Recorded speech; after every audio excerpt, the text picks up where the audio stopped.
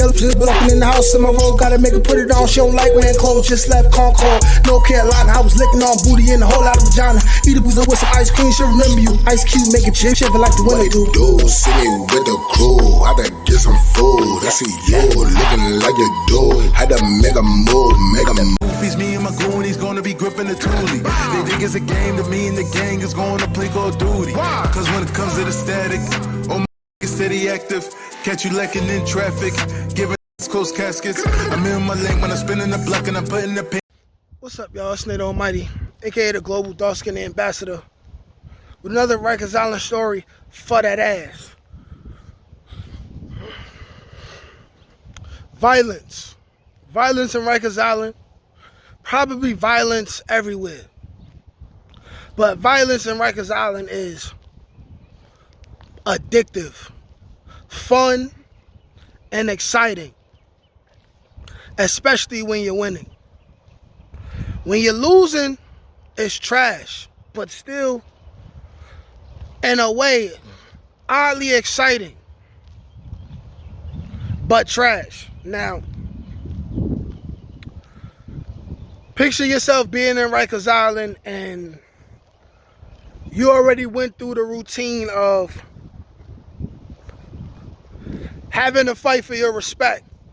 So you take your own lumps, you gain a certain level of respect, and now you're considered, let's say, one of the cool kids, right?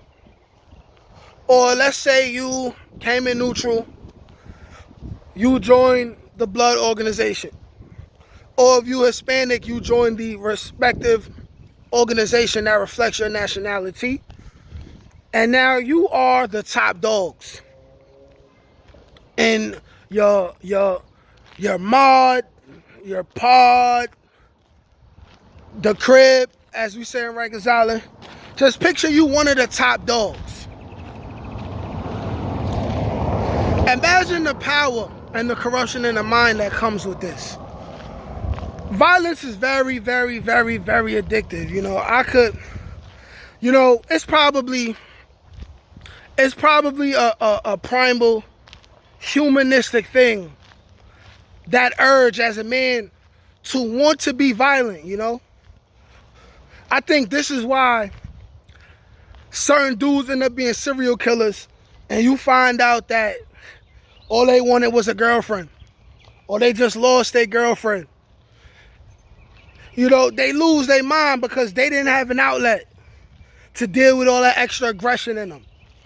In Rikers Island, you have a free outlet 24 hours a day, 7 days a week, 365 days a year, 366 if it's leap year, to be as violent as you want for the most part. And I could just sit here and remember all the times where I myself was thirsty to be violent. Thirsty, Like the time I choked people. The time I helped punch people in the ribs. The time I took it upon myself to set it off first. It's especially addictive when you're in the gang.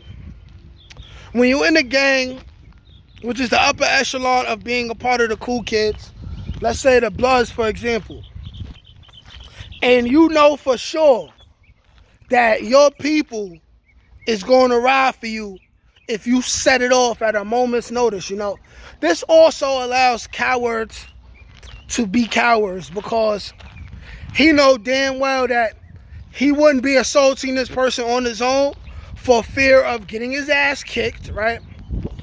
But he knows there's tougher people behind him who will ride for him, and they're going to follow up. The follow-up game is real in these gangs. The follow-up game is real, period. You know what I'm saying? Honestly speaking,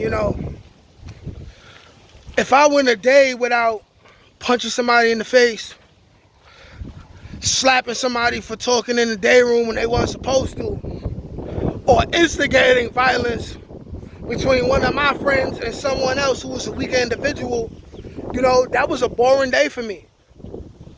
And I say that knowing that it was corny, knowing that it was oppressive, right?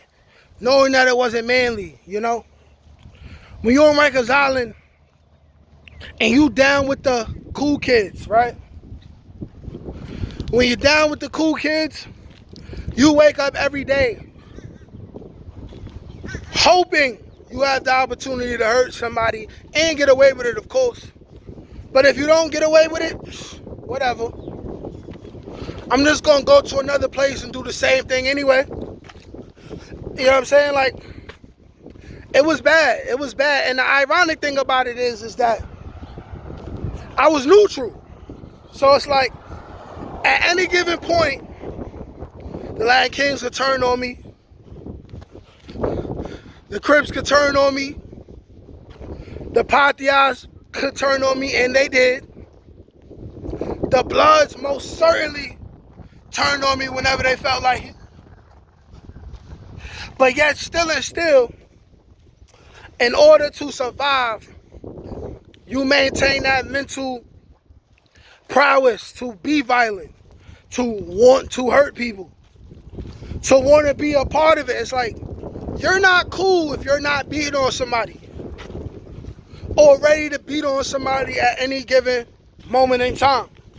You know, shedding blood is the currency. Shedding blood is the way of life, you know.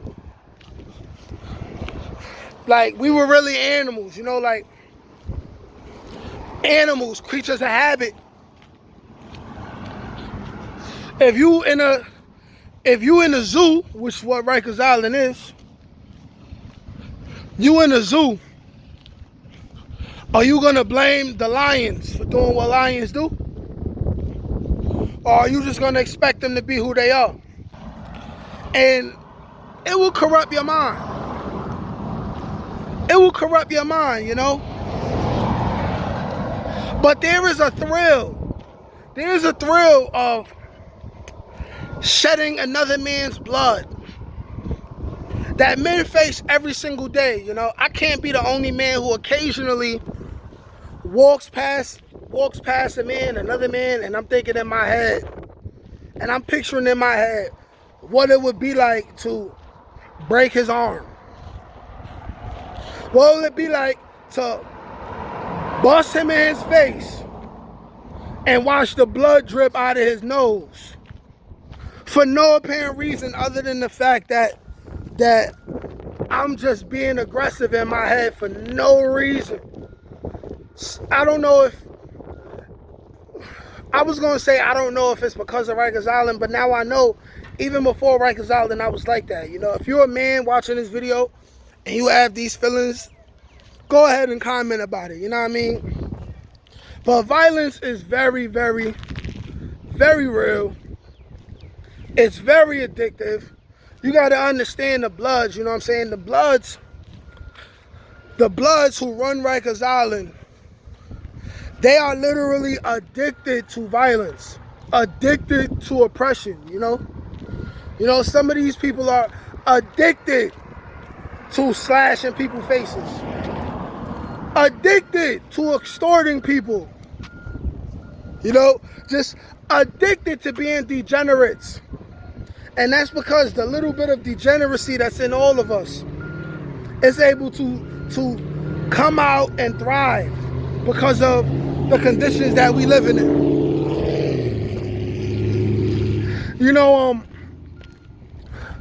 a lot of times you may wanna judge the Bloods or whatever else gang is running a specific jail, but in all the reality, this ain't no different from kings and queens in medieval times. This ain't no different from, you know, the U.S. government. What happens when the people with the power realize the power that they have? They abuse it. They abuse it. It's as simple as that, man. Like, share, comment, subscribe. Peace.